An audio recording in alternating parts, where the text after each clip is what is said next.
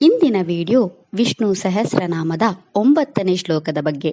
ಈ ವಿಡಿಯೋದಲ್ಲಿ ವಿಷ್ಣು ಸಹಸ್ರನಾಮದ 9ನೇ ಶ್ಲೋಕದ ಅರ್ಥವನ್ನು ತಿಳಿದುಕೊಳ್ಳೋಣ ಮತ್ತು ಈ ಶ್ಲೋಕವನ್ನು ಪಠಿಸುವುದರಿಂದಾಗುವ ಪ್ರಯೋಜನಗಳನ್ನು ಸಹ ತಿಳಿಯೋಣ.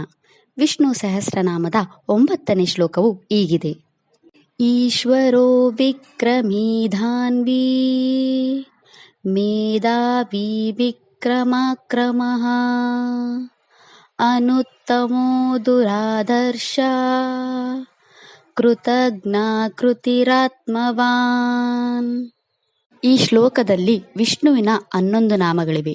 ಈಗ ವಿಷ್ಣುವಿನ ಈ ಪ್ರತಿಯೊಂದು ನಾಮದ ಅರ್ಥವನ್ನು ತಿಳಿದುಕೊಳ್ಳೋಣ. ಮೊದಲ ವಿಷ್ಣು ನಾಮವು ಹೀಗಿದೆ. ಓಂ ಈಶ್ವರಾಯ ನಮಃ. ಈ ವಿಷ್ಣು ನಾಮದ ಅರ್ಥ ವಿಷ್ಣುವು ಸರ್ವಶಕ್ತ ಮತ್ತು ಅತ್ಯಂತ ಬಲಶಾಲಿ. ಎರಡನೇ ವಿಷ್ಣು ನಾಮವು ಹೀಗಿದೆ. ಓಂ ವಿಕ್ರಮಿಣೇ ನಮಃ. ಈ ವಿಷ್ಣು ನಾಮದ ಅರ್ಥವು ಹೀಗಿದೆ. ವಿಷ್ಣು ಯಾವಾಗಲೂ ಧೈರ್ಯಶಾಲಿ ಮತ್ತು ಎಲ್ಲ ಶತ್ರುಗಳನ್ನು ನಾಶ ಮಾಡುವ ಸಾಮರ್ಥ್ಯ ಹೊಂದಿರುವವನು ಅಥವಾ ಶೌರ್ಯ ಹೊಂದಿರುವವನು. ಮೂರನೇ ವಿಷ್ಣು ನಾಮವು ಹೀಗಿದೆ. ಓಂ ಧಾನ್ವಿನೇ ನಮಃ. ಈ ವಿಷ್ಣು ನಾಮದ ಅರ್ಥ ಭಗವಾನ್ ವಿಷ್ಣುವು ಸರ್ವೋಚ್ಚ ಬಿಲ್ಲುಗಾರ.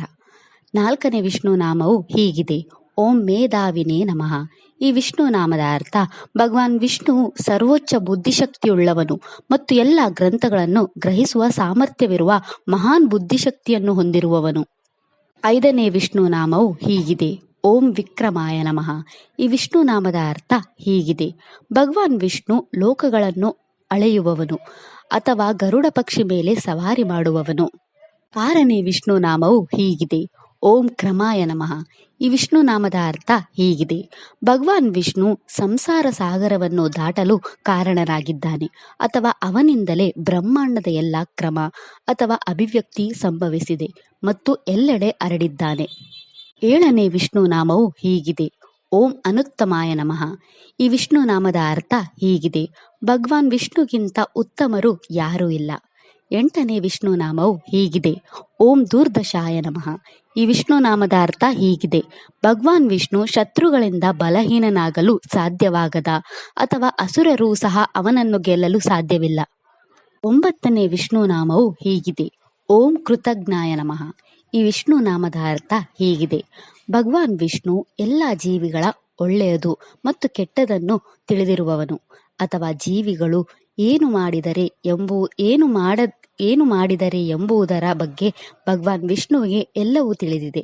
ಅಲ್ಲದೆ ಎಲೆಗಳು, ಹೂವುಗಳು, ಹಣ್ಣುಗಳು ಮತ್ತು ನೀರಿನಂತಹ ಸರಳವಾದ ಅರ್ಪಣೆಗಳನ್ನು ತನಗೆ ಅರ್ಪಿಸುವುದರಿಂದಲೂ ಅವನು ಸಂತೋಷ ಪಡುತ್ತಾನೆ. 10ನೇ ವಿಷ್ಣು ನಾಮವು ಹೀಗಿದೆ. ಓಂ ಕೃತಾಯ ನಮಃ. ಈ ವಿಷ್ಣು ನಾಮದ ಅರ್ಥ ಹೀಗಿದೆ. ವಿಷ್ಣು ತನ್ನ ಕೆಲಸದಲ್ಲಿ ನಿರಂತರನಾಗಿರುವವನು ಅಥವಾ ಕೆಲಸದ ವ್ಯಕ್ತಿತ್ವವಾಗಿರುವವನು. 11ನೇ ವಿಷ್ಣು ನಾಮವು ಹೀಗಿದೆ. ಓಂ ಆತ್ಮವತೇ ನಮಃ.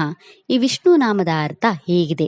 ಭಗವಾನ್ ವಿಷ್ಣು ತನ್ನ ಶಕ್ತಿಯನ್ನು ಮಾತ್ರ ಆಧಾರವಾಗಿ ಹೊಂದಿರುವವನು ಅಥವಾ ತನ್ನ ಶ್ರೇಷ್ಠತೆಯಲ್ಲಿ ತನ್ನನ್ನು ಹೊರತುಪಡಿಸಿ ಬೇರೆ ಯಾವುದೇ ಬೆಂಬಲವನ್ನು ಬಯಸದೆ ನೆಲೆಸಿದವನು.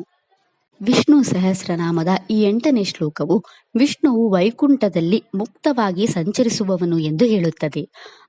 ಅವನು ಸ್ವಾಭಾವಿಕವಾಗಿ ಪರಾಕ್ರಮಿ ಮತ್ತು ತನ್ನ ಪ್ರಬಲ ಬಿಲ್ಲು ಸಾರಂಗವನ್ನು ಧರಿಸುತ್ತಾನೆ. ಅವನು ಅಂತರ್ಗತವಾಗಿ ಎಲ್ಲವನ್ನು ತಿಳಿದವನು ಮತ್ತು ತನ್ನ ವಾಹನವಾದ ಗರುಡನ ಮೇಲೆ ಸವಾರಿ ಮಾಡುತ್ತಾನೆ. ಅವನಿಗೆ ಅಪಾರ ಐಶ್ವರ್ಯಗಳಿವೆ. ಅವನಿಗಿಂತ ಯಾರೂ ದೊಡ್ಡವರಲ್ಲ ಮತ್ತು ಯಾರೂ ಅವನನ್ನು ವಿರೋಧಿಸಲು ಅಥವಾ ಮೀರಿಸಲು ಸಾಧ್ಯವಿಲ್ಲ. ಅವನು ಜೀವಿಗಳು ಸದ್ಗುಣಗಳನ್ನು ಮಾಡುವಂತೆ ಮಾಡುತ್ತಾನೆ ಮತ್ತು ಅವುಗಳಲ್ಲಿ ಸಣ್ಣದನ್ನು ಸಹ ಗುರುತಿಸುತ್ತಾನೆ. ಅವನು ಅರ್ಹತೆ ಮತ್ತು ಸದ್ಗುಣಗಳಿಂದ ಸಮೃದ್ಧವಾಗಿರುವ ಆತ್ಮಗಳನ್ನು ನಿಯಂತ್ರಿಸುತ್ತಾನೆ. ಈ ಶ್ಲೋಕವನ್ನು ಅತ್ಯಂತ ಭಕ್ತಿ ಮತ್ತು ನಂಬಿಕೆಯಿಂದ ಪಠಿಸುವವರು ವಿಷ್ಣುವಿನ ದೈವಿಕ ಗುಣಗಳಾದ ಶೌರ್ಯ, ಸರ್ವಜ್ಞತೆ ಮತ್ತು ಸಮೃದ್ಧಿಯಿಂದ ಆಶೀರ್ವಾದಿಸಲ್ಪಡುತ್ತಾರೆ. ಇದು ಅವರ ಧೈರ್ಯ ಮತ್ತು ಶಕ್ತಿಯನ್ನು ಬಲಪಡಿಸುತ್ತದೆ, ಶತ್ರುಗಳಿಂದ ರಕ್ಷಣೆ ನೀಡುತ್ತದೆ, ಜೀವನದಲ್ಲಿನ ಅಡೆತಡೆಗಳನ್ನು ತೆಗೆದುಹಾಕಲಾಗುತ್ತದೆ ಮತ್ತು ಅವರನ್ನು ಯಶಸ್ಸಿನ ಹಾದಿಗೆ ಕೊಂಡೊಯ್ಯುತ್ತದೆ. ಇದು ನಮ್ಮ ಇಚ್ಛಾಶಕ್ತಿಯನ್ನು ಹೆಚ್ಚಿಸುತ್ತದೆ ಮತ್ತು ಸಂಪತ್ತು ಮತ್ತು ಸಾಮರ್ಥ್ಯದಲ್ಲಿ ಬೆಳವಣಿಗೆಯನ್ನು ತರುತ್ತದೆ. ಕೃತಿಕಾ ನಕ್ಷತ್ರಕ್ಕೆ ಸೇರಿದ ಜನರು ತಮ್ಮ ಜೀವನದ ಎಲ್ಲ ಸಮಸ್ಯೆಗಳಿಂದ ಮುಕ್ತಿ ಪಡೆಯಲು ಮತ್ತು ನಿಮ್ಮ ಜೀವನದಲ್ಲಿ ಎಲ್ಲ ಶುಭಗಳನ್ನು ಪಡೆಯಲು ಈ ಮಂತ್ರವನ್ನು 27 ಬಾರಿ ಜಪಿಸಬೇಕು. ಇದಿಷ್ಟು ವಿಷ್ಣು ಸಹಸ್ರನಾಮ ಸ್ತೋತ್ರದ 9ನೇ ಶ್ಲೋಕದ ಬಗ್ಗೆ. ನಾಳೆಯ ವಿಡಿಯೋದಲ್ಲಿ ವಿಷ್ಣು ಸಹಸ್ರನಾಮದ 10ನೇ ಶ್ಲೋಕದ ಚಿಂತನೆಯನ್ನು ಮಾಡೋಣ. ಶ್ರೀಕೃಷ್ಣ ಅರ್ಪಣಮಸ್ತು. ಈ ವಿಡಿಯೋ ಇಷ್ಟ ಆದರೆ ಲೈಕ್ ಮಾಡಿ, ಶೇರ್ ಮಾಡಿ ಮತ್ತು ಚಾನೆಲ್ ಸಪೋರ್ಟ್ ಮಾಡೋಕೆ ಸಬ್ಸ್ಕ್ರೈಬ್ ಮಾಡಿ. ಧನ್ಯವಾದಗಳು.